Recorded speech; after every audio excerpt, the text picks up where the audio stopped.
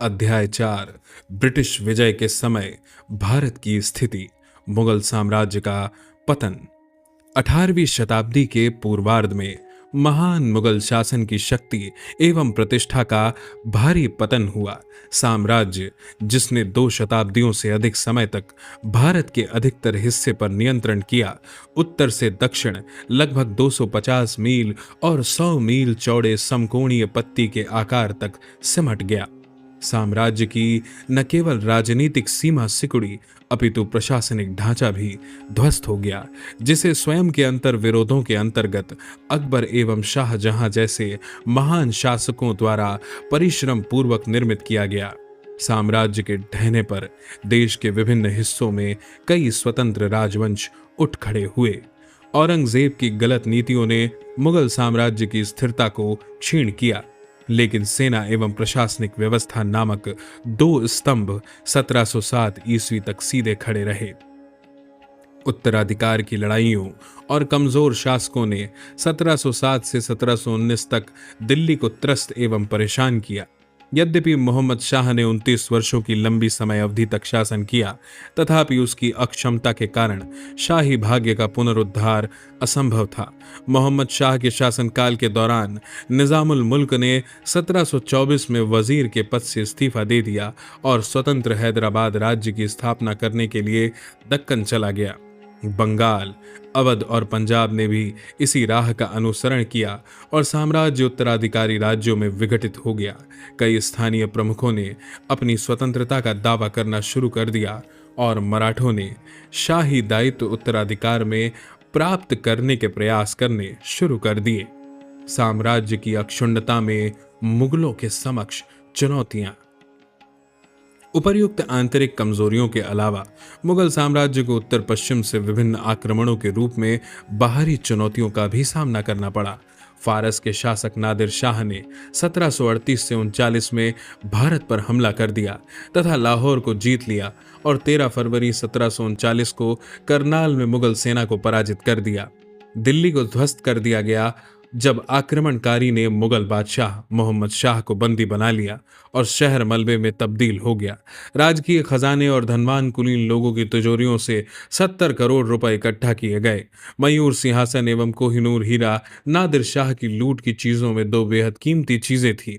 वह लूटी गई राशि और चीजों से बेहद खुश हुआ कि उसने फारसियों यानी फारस के नागरिकों को आगामी 3 वर्षों तक कर से छूट प्रदान कर दी।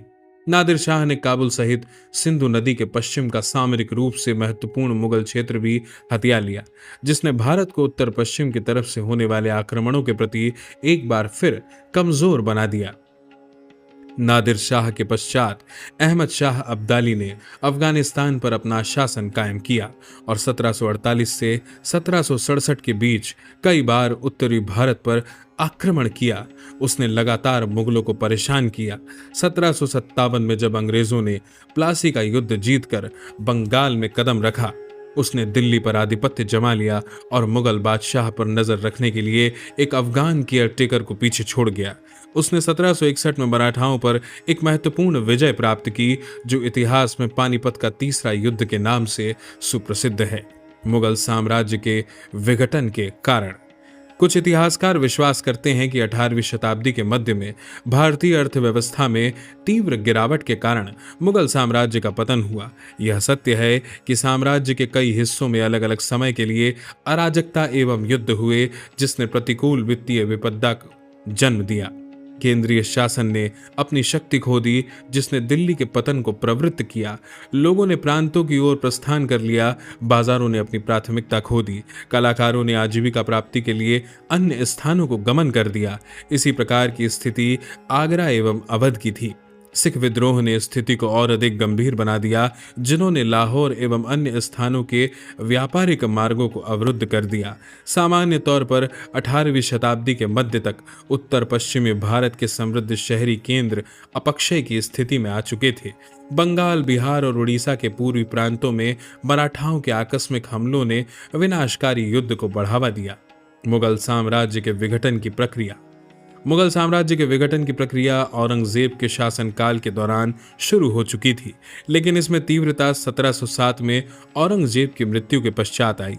यहाँ तक कि परिस्थितियां इतनी भी शोचनीय या चिंताजनक नहीं थी कि प्रक्रिया को रोका न जा सकता था। यद्यपि कई प्रांत मुखियाओं और शासकों द्वारा मुगल सत्ता के समक्ष चुनौती प्रस्तुत की गई, तथापि कोई भी मुगल शक्ति के समक्ष स्वतंत्रता प्राप्ति नहीं कर सका। सिख, मराठा और राजपूत इतनी क्षमता हासिल नहीं कर सके कि मुगल साम्राज्य को उखाड़ फेंक सके। उन्होंने मुगल शक्ति का मात्र इतना विरोध किया जिससे वे अपने संबद्ध क्षेत्र में स्वतंत्रता हासिल कर सकें। इस प्रकार यदि औरंगजेब के उत्तराधिकारी सक्षम एवं योग्य शासक होते तो मुगल सत्ता का पतन नहीं होता। मध्यकालीन युग में साम्राज्य का भविष्य शासक की क्षमताओं पर निर्भर होता था। औरंगजेब के उत्तराधिकारी अक्षम, कमजोर, निर्लज्ज शासकों का समूह सिद्ध हुए, जिसने विघटन की प्रक्रिया को तीव्र किया और अंततः इसे धूल धूसरित करने में योगदान दिया। औरंगजेब के पश्चात साम्राज्य के सम्मुख अन्य समस्याएं। औरंगजेब की मृत्यु के पश्चात बाद के मुगलों द्वारा अन्य समस्याओं का भी सामना करना पड़ा। दो वर्गों द्वारा राज्य शक्ति में हिस्सेदारी। मध्यकालीन युग के दौरान दो वर्गों, जमींदार और कुलीन वर्ग द्वारा शासक के साथ राज्य शक्ति में हिस्सेदारी की गई। जमींदार अपनी जमीन के वंशानुगत स्वामी थे, जिन्हें वंशानुगत आधार पर कुछ विशेष अधिकार प्राप्त थे, जिन्हें राय, राजस, ठाकुर, फुत और देशमुख जैसे विभिन्न नामों से जाना जाता था।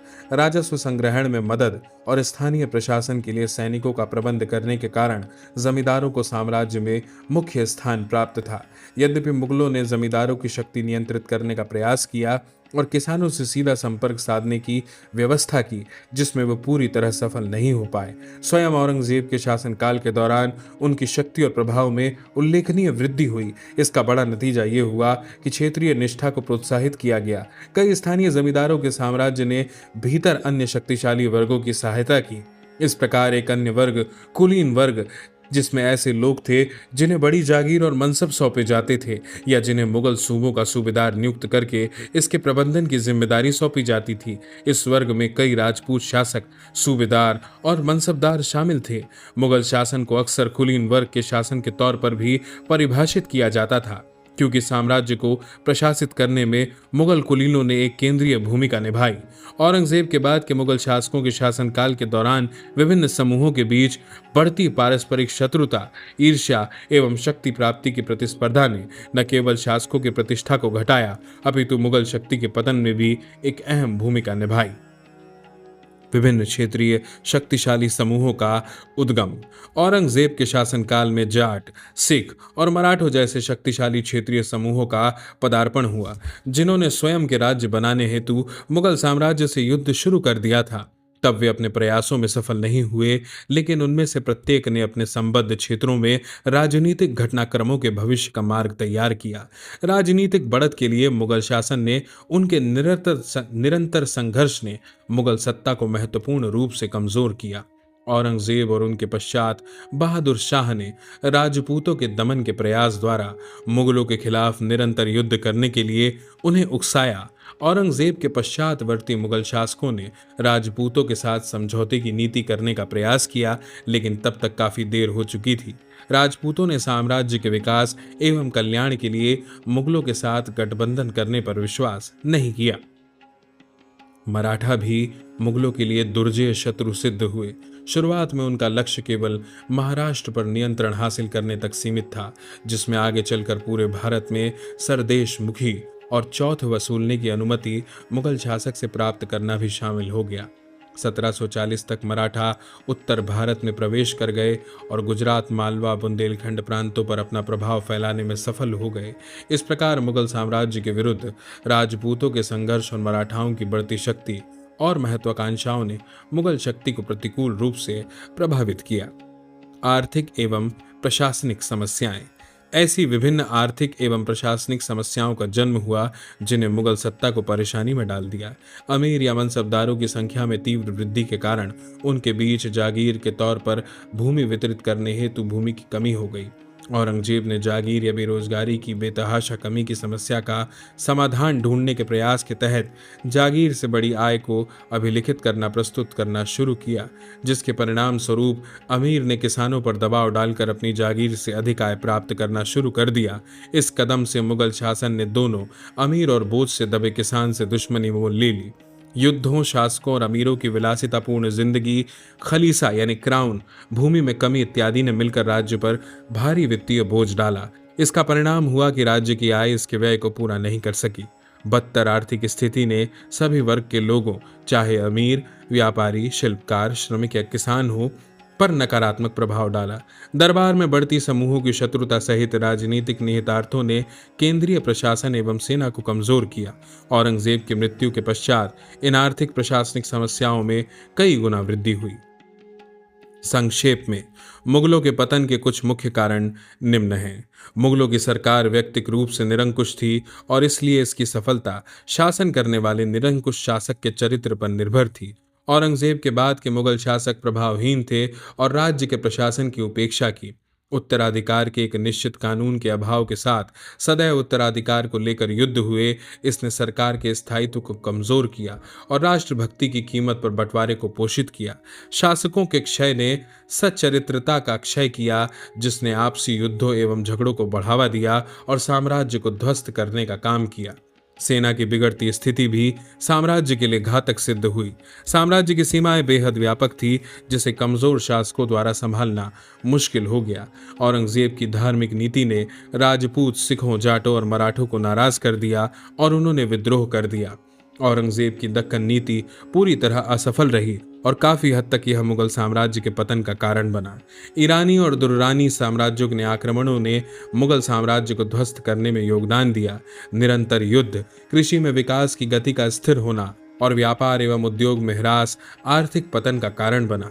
यूरोपीय शक्तियों का आगमन, जिन्होंने भारत में व्याप्त दशाओं का लाभ उठाया, ने भी मुगल साम्राज्य के विघटन की प्रक्रिया को तीव्र कर दिया। स्वायत्त क्षेत्रीय राज्यों का उदय।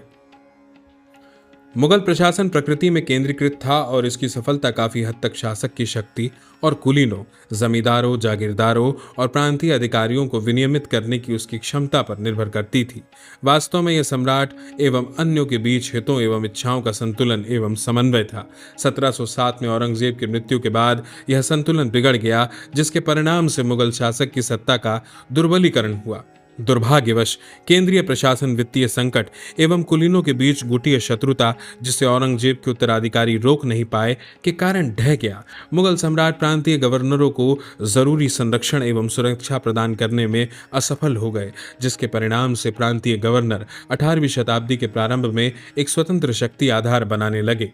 उनमें से कई ने शासक की पूर्वानुमति से स्थानीय नियुक्तियां करनी शुरू कर दी और प्रांतों में राजवंशीय शासन की स्थापना करने का प्रयास किया। उन्होंने सैद्धांतिक तौर पर सम्राट के प्रति भेंट भेजकर अपनी निष्ठा प्रदर्शित की, लेकिन वास्तव में उन्होंने स्वतंत्र शक्ति प्राप्त कर ली थी। 1724 में दक्कन में निजामुल मुल्क के साथ शुरू होकर लगभग 1740 में बंगाल, बिहार और उड़ीसा, वर्तमान में उड़ीसा के पूर्वी प्रांत भी दिल्ली के नियंत्रण से बाहर हो गए, जिसके बाद 1750 में गुजरात और सिंध तथा 1754 में अवध में ऐसा ही हुआ।